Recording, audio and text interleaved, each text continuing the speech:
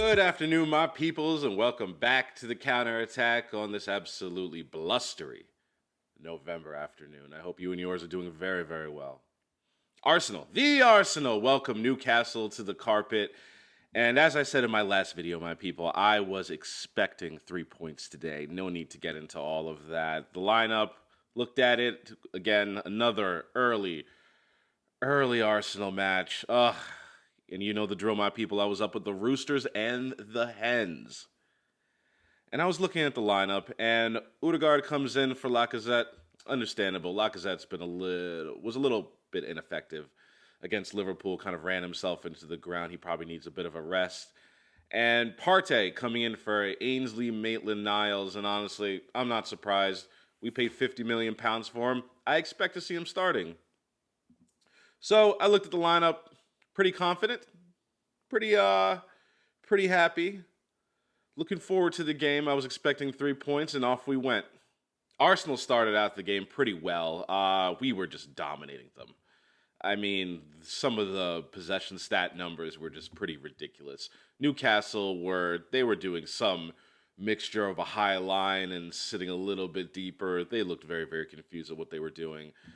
We were dominating possession, but no real breakthrough for a while. So we were, not really getting out of second gear. It wasn't like our previous starts. This was a little bit more controlled. We're sort of like seeing, well, what is this team under this new manager going to do? But still, we were all over them.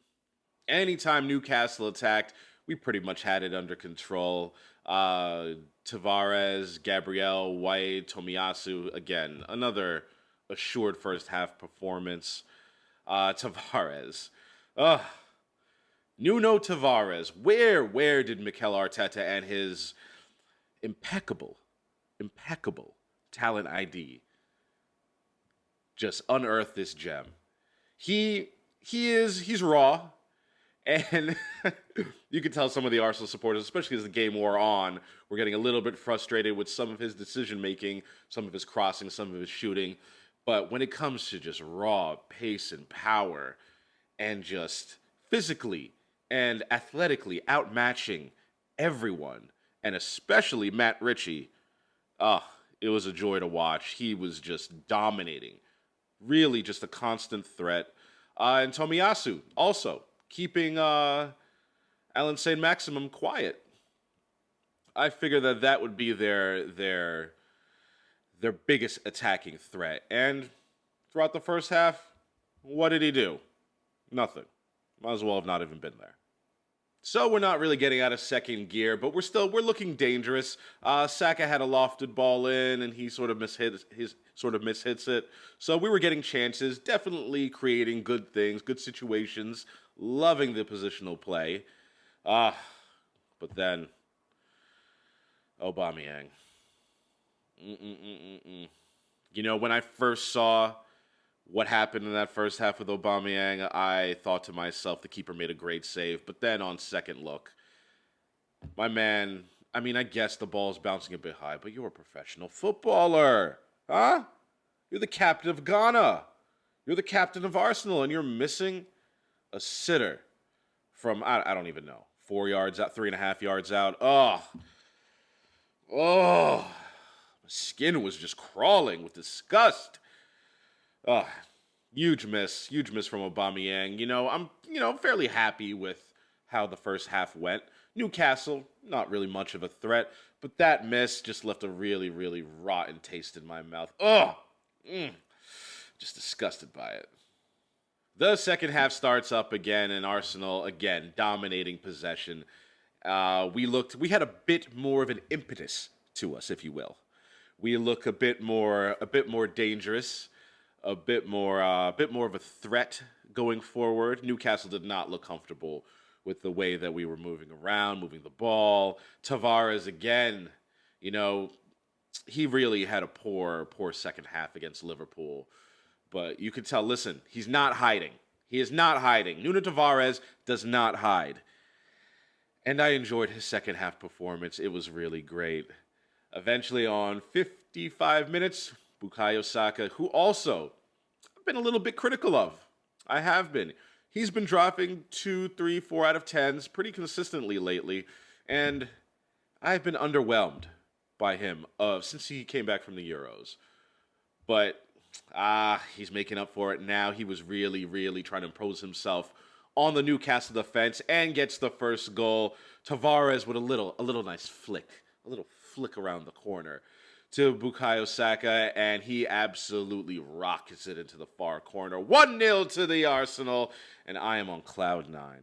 My good mood was a little bit dampened when I saw that Saka went down with an injury. Not liking that.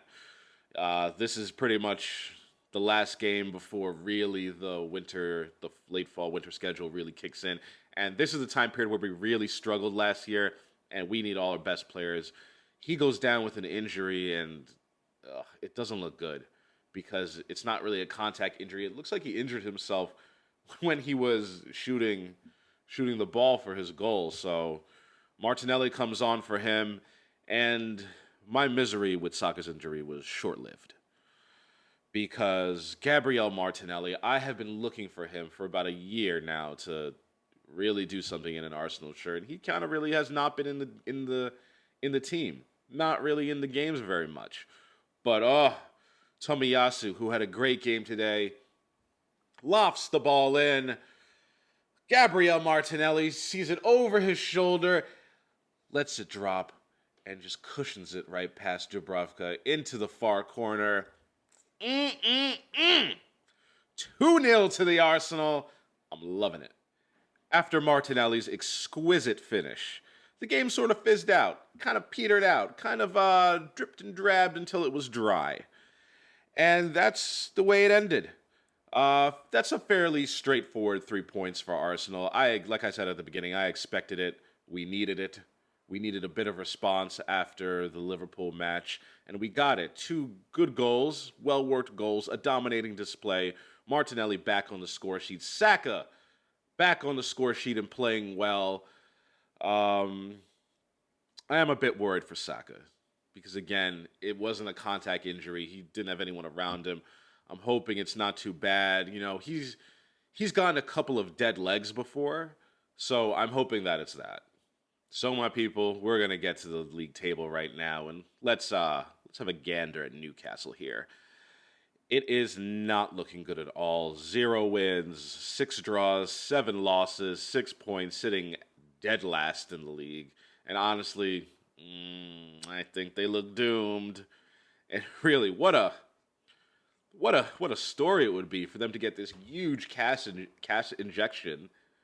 You know, they have now unlimited wealth, and they're 6 points adrift, haven't won, a massive -14 goal differential. I mean, it's just not looking good for them. They might be doomed.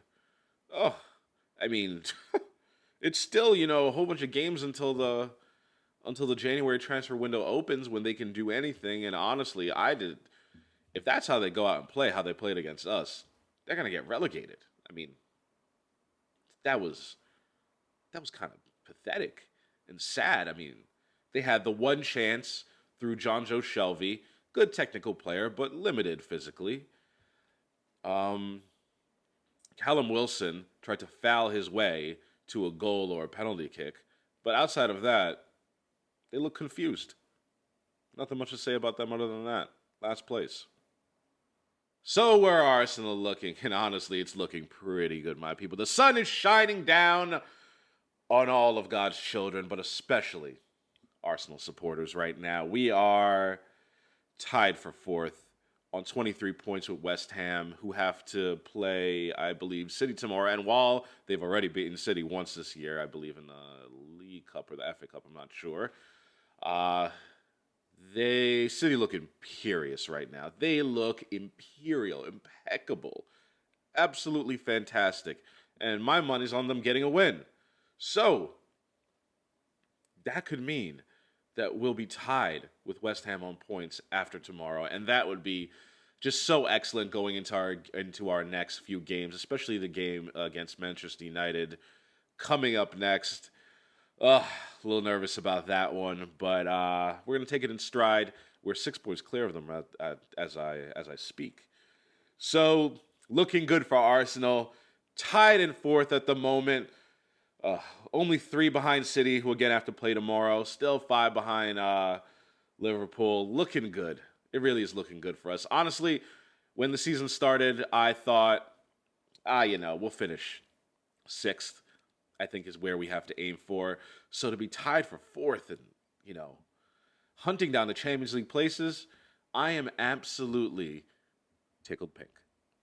Thank you for sticking with me, my peoples. I so appreciate all the views, all the subscriptions. Please slap that like button and subscribe, and I will see you all next time. Take care.